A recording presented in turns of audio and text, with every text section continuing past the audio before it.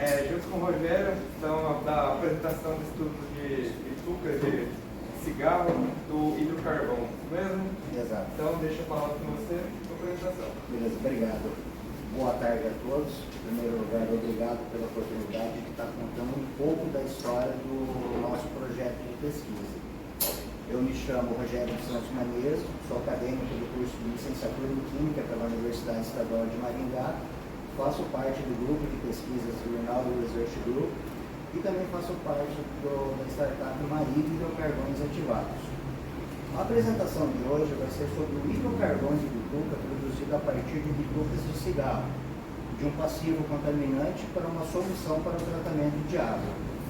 E eu já iniciei essa apresentação com um questionamento. Qual é o nosso maior bem? Hoje, 70% da água potável no mundo ela é utilizada para a agricultura, 22% para a indústria e apenas 8% para o consumo humano. Esses 8% a gente tem que tomar conta dela, de melhorar a forma dela, não contaminar e caso haja uma contaminação, a gente procurar alternativas para fazer o tratamento dessa água. A mesma coisa com água de uso industrial e de uso na agricultura. Um outro ponto que eu quero bater com vocês é em relação à produção de cigarro no Brasil. Os dados que eu apresento são de 2021 e 2022. Os de 2023 ainda não estão consolidados, de acordo com a Associação Brasileira dos Produtores de Fumo e seus derivados. No ano de 2021, tivemos uma produção em torno de 3,5 bilhões de maços de cigarro. Cada maço de cigarro tem 20, é só fazer multiplicação de qualquer quantidade de cigarros. Já em 2022, já teve um aumento já para torno de 4,1 bilhões, ou seja, é muito cigarro. Em contrapartida, também temos os dados de cigarro apreendido de descaminho, o tão famoso que a gente chama cigarro do Paraguai, que hoje a gente pode falar que não é mais cigarro do Paraguai. O Paraguai deixou de ser o maior falsificador de cigarros que a gente tem aqui na América do Sul. A grande quantidade de cigarro que entra no país hoje, de descaminho, vem do Suriname, ou seja, ele entra pela região norte do país e não mais aqui da região sul, aqui pela fronteira com o Paraguai. A bituca de cigarro, ele é um pequeno, mas um grande problema. Hoje a bituca, ela é um dos 3 maiores contaminantes de águas oceânicas do mundo. Ela só perde só para o plástico e outros contaminantes orgânicos. Essa primeira foto aqui, que é desse passarinho aqui dando alimento para o filho dela, foi tirada em 2018 numa praia da Califórnia. Ela ganhou um prêmio de fotografia, agora me desculpa, eu não recordo o nome do prêmio. Mas isso mostra a que ponto que chega a contaminação da bituca, não só no ambiente terrestre, como também no ambiente aquático. Aí tem alguns descartes conscientes. Quem nunca chegou na frente de um estabelecimento comercial e viu isso daí? Um bituqueiro, um bitucário, tem diversos nomes. Dos mais simples de inox, como o formato de cigarro, até mesmo bem rústico, tambor de 200 litros. Esse empresário, esse dono desse comércio, tem uma consciência ecológica, porque ele está evitando que essa bituca vá para rua, com bueiro. Só que no final do dia, esse bitucário aberto vai parar no saco de lixo. Tudo que estava lá dentro, e esse saco de lixo vai para onde? Para um aterro sanitário. Ou seja, você está tirando a contaminação urbana e fazendo uma contaminação, por exemplo, num aterro onde vai contaminar solo, lençol freático, esse tipo de coisa. Então, como nasceu a ideia desse nosso projeto? Uma coisa que eu estava conversando com o Renan antes de a gente começar, existem 2 versões dessa história, a versão romantizada e a versão real. A versão romantizada é que a gente discutiu no nosso grupo de pesquisa, de que forma que a gente vai trabalhar, qual material que a gente vai trabalhar, até chegar na bituca de cigarro. A história real foi que estava eu e meu orientador, que é o Dr. Hugo. A gente estava conversando na porta do laboratório, tomando café, e eu vi uma bituca no chão. E falei, Hugo, por que não? Vamos tentar fazer com bituca, né? Ele deu risada. Aí, como o meu trabalho no laboratório é no terceiro turno, que a gente fala brincando, que eu, durante o dia, eu trabalho, sou servidor público e estudo à noite. Então, no intervalo, eu ia para o laboratório para fazer pesquisa e aos finais de semana. Então, de uma maneira clandestina, foi feito os testes iniciais desse projeto. Deu resultado, aí eu voltei a conversar com o meu orientador e com o meu orientador que está ali sentado, e falou assim, ó, tá aqui. Deram risada, mas eu falei, mas tem resultado. Eu falei assim, então vamos fazer. E começou. O que é o processo de hidrocarbonização? O processo de hidrocarbonização nada mais é do que o cozimento desse resíduo ou dessa biomassa num equipamento chamado autoclave, que é como se fosse uma panela de pressão. A gente cozinha, entre aspas, esse material com uma pressão que varia entre 180 a 250 graus. Após esse processo de hidrocarbonização, esse material é filtrado, seco e passa a ser por uma próxima etapa, que é a ativação química. A ativação química nada mais é do que a limpeza da superfície desse material, porque esse material ele é um material poroso e ele acaba absorvendo contaminantes da água. De que forma? Na sua superfície e nos seus poros. Então, para esse processo ocorrer, ele tem essa superfície, esses poros, tem que estar limpos, propício para receber esse contaminante. Aqui é uma microscopia da bituca de cigarro. A imagem à esquerda aqui, como A, é o material antes da ativação, só hidrocarbonizado, e depois da ativação. Aqui você pode ver que são todos poros, que é onde o contaminante ele vai ser absorvido. O processo de hidrocarbonização nada mais é, utiliza água no processo, temperatura entre 160 e 250 e tem um baixo gasto energético.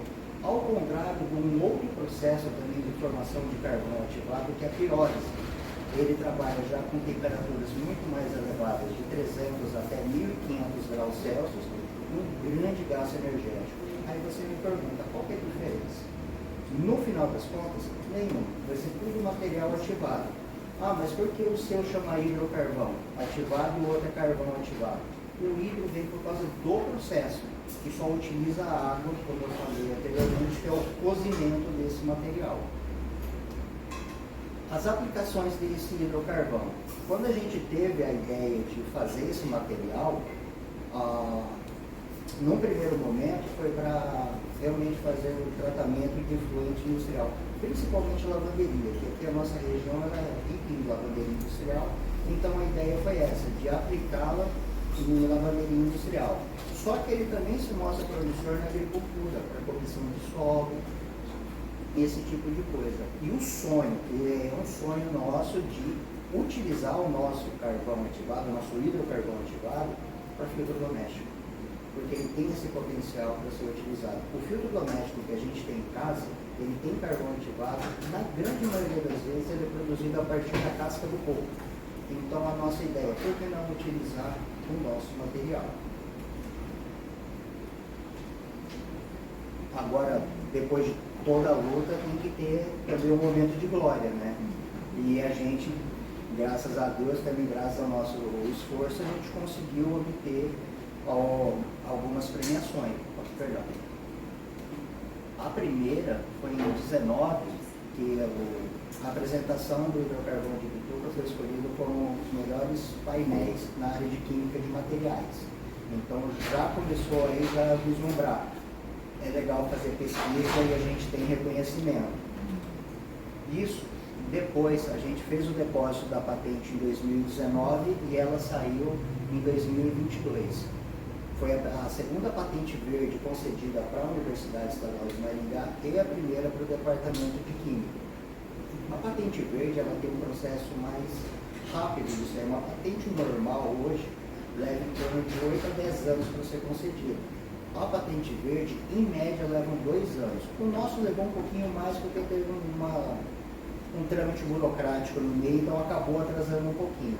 Mas, em média, são 2 anos que ela é concedida. Aí, já no final de 2022, por causa desta pesquisa e de outras pesquisas que eu desenvolvi na área de hidrocarvão, eu fui agraciado com o prêmio de aluno de graduação do ano de 2022 pela SET. Então, mais legal ainda. Aí entra 2023. 2023 realmente foi a virada de chave para a gente, que a gente conseguiu o prêmio de patente do ano pela ABPI, que é a Associação Brasileira da Patente Intelectual. Esse prêmio, ele não é só importante para mim, para o nosso grupo de pesquisa, mas ele é importante para a universidade, para o estado e para o sul do país. Por quê? É a primeira vez que uma instituição estadual de ensino recebe essa premiação e é a primeira vez que uma instituição de ensino, seja estadual ou federal, do sul do país é agraciada por esse prêmio. As edições anteriores, a primeira foi a Federal de Minas, a segunda foi uma multinacional que foi a Cargill e a terceira foi a Federal de Minas novamente. Então, aí a quarta não poderia ser ninguém menos do que a UEM para receber esse prêmio. A gente também tem que estar incluído nesse cenário. Em 2023 ainda, a gente ficou em segundo lugar no primeiro Inova Maringá, que é um prêmio que foi idealizado pela prefeitura junto com a Amitec. Só que no palco, estávamos lá como no segundo lugar, mas no palco estava o UEM, que foi um prêmio 100% da universidade, porque o primeiro colocado também é o de um professor da universidade. Finalizando 2023, a gente também foi agraciado com o terceiro lugar do Prime. O Prime é um projeto da SET, que é a Secretaria de Ensino Superior do Estado do Paraná, que faz com que o pesquisador, a universidade, fomente as patentes que estão engavetadas dentro da universidade. É uma coisa que a gente sempre fala, a gente tem que transformar essa patente da universidade em PIB, em nota fiscal. Tirar da gaveta, tirar de um documento pendurado na parede e colocar no mercado.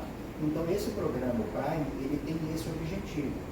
A primeira e a segunda edição foi mais, como eu posso dizer, não simbólica, mas teve o fomento, teve a divulgação, mas ficou nisso. Essa terceira edição ela já foi um pouco diferenciada, como por exemplo, só ia para a final aqueles projetos que tinham uma empresa parceira a fim já com a ideia de colocar esse projeto adiante. E também teve o fomento, que foi a primeira vez que teve um fomento, e esses 200 mil serão muito bem-vindos para o nosso laboratório, e serão muito bem utilizados. Não só de bituca de cigarro que a gente também vive de outros materiais. O primeiro foi uma SBA 16 dopada com níquel. SBA é um tipo de sílica. SBA significa sílica Santa Bárbara amorfa. Um outro ex-aluno do professor Andrelson fez o desenvolvimento dessa sílica por uma rota alternativa e atingiu o objetivo dele. E foi logo quando eu entrei no laboratório. Eu precisava de algum material para aprender o que raio é a dispersão. Então me deram essa sílica. A gente fala brincando, claro, eu consegui pegar um material que estava no lixo e a gente conseguiu fazer um material funcional. A gente fez a dopagem dela com níquel, colocou na superfície dela níquel para ela se tornar um absorvente melhor. Aí o segundo foi a casca de noz pecan, que a gente também fez o hidrocarvão para fazer a absorção de corantes em meio aquoso. E a terceira foi a casca de pinhão, também para fazer um hidrocarvão, só que para absorver bisfenol A. Bisfenol A é um dos componentes do plástico. Hoje, eu falei que a bituca de cigarro é um dos maiores contaminantes, o plástico também é um dos maiores contaminantes. E no caso a gente desenvolveu um material para fazer a absorção de microplástico. Um pouco agora do futuro, o que a gente tem para fazer. Hoje a gente está em negociação, já está praticamente finalizado com uma empresa daqui da região para transformar o resíduo industrial dela em hidrocarvão, para ser utilizado tanto na absorção como em outras funcionalidades. O nome da empresa ainda não posso divulgar por questão de contrato, então, mas logo todo mundo vai ficar sabendo, vai ser bem bacana. E também a gente está com andamento com mais 5 hidrocarvões em desenvolvimento para ser utilizado no processo de absorção e também em outros processos. A gente fala brincando que dentro do nosso laboratório tem um bendito de um armário com 13 materiais lá esperando a vez. Que quando eu comecei a trabalhar com o professor Andrelson, Chegava na sexta-feira, sábado, domingo. Quando eu chegava na segunda-feira para falar boa noite para ele, eu já chegava com uma lista, ó, vamos fazer isso. Na outra semana era a mesma coisa. Então ficou esses 13 materiais parados e a gente está dando andamento com eles. Contar um pouco do que é a Maria de hidrocarvões ativados. Graças ao projeto do Prime, eu falo que um dos mentores do programa fez com que despertasse o vírus do startupeiro dentro da gente. Porque a gente é muito bom no que a gente faz, pesquisa. Só que a gente é horrível para vender o que a gente faz. A gente não sabe vender, a gente não sabe divulgar o que a gente está fazendo.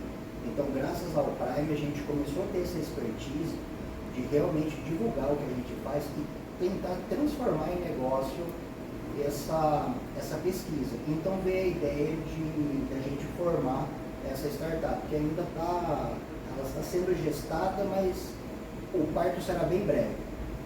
Logo ele vai estar aí, que é a Maria, que é o anagrama dos nossos sobrenomes, Ananias, Rinaldi e Lima. E lógico, como o meu orientador fala, ninguém faz nada sozinho nessa vida. O nosso grupo de pesquisa, o Rinaldi Research Group, que é liderado pelo professor Dr. Adelson Rinaldi, pela professora Jaqueline Rinaldi e pelo professor Dr. Marcos. Nós temos duas linhas de pesquisa dentro do nosso grupo. Um é de hidrocarvões ativados e a outra é de hidrogéns.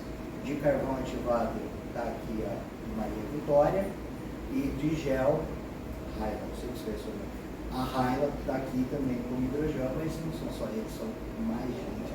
É toda essa galera aqui, como o professor fala, são os responsáveis de carregar o piano do nosso grupo. Aqui eu não posso deixar de terminar minha apresentação para vocês com os agradecimentos. Eles são de importância, porque a gente, como eu disse, a gente não faz nada sozinho nessa vida. Agradecer à Universidade Estadual, ao Departamento de Química, ao Instituto Nacional de Propriedade Intelectual, ao NIT, que é o nosso Núcleo de Inovação Tecnológica, ele que foi responsável por fazer toda a documentação da nossa patente da Biduca e das outras que estão em andamento, ao SEBRAE e à Fundação Araucária pelo PRAE, a Sociedade Brasileira de Química, do qual eu sou membro, a Associação Brasileira da Propriedade Intelectual, pelo prêmio, pelo reconhecimento, que eu também sou membro, a Sociedade Brasileira de Adsorção, que também teve um papel bem importante nessa nossa trajetória, eu também sou um dos membros fundadores, a EVO, deu espaço aqui para a gente, ao projeto, ao programa do World Creative Day, e principalmente a EVO. A EVO é uma empresa de Curitiba que tem um baita do cara como líder que despertou o startupeiro em mim, que é o Wellington, que é o proprietário da empresa. Eu sempre, quando você conhece o Wellington, você sabe de quem eu estou falando. Toda dúvida que eu tenho é no WhatsApp. Wellington, me ajuda. Tanto é que hoje ele está no Rio do CMPE. Então é um baita de um cara. Aqui os nossos contatos, redes sociais, e-mail. E mais uma vez, muito obrigado pela oportunidade de estar contando um pouquinho da nossa história. O que é a nossa pesquisa. É uma coisa diferente. Bituca de cigarro para tratar a água. Sim, é possível, a gente consegue fazer. Não só isso, mas muitas outras coisas. E mais uma vez, muito obrigado pela oportunidade. Valeu.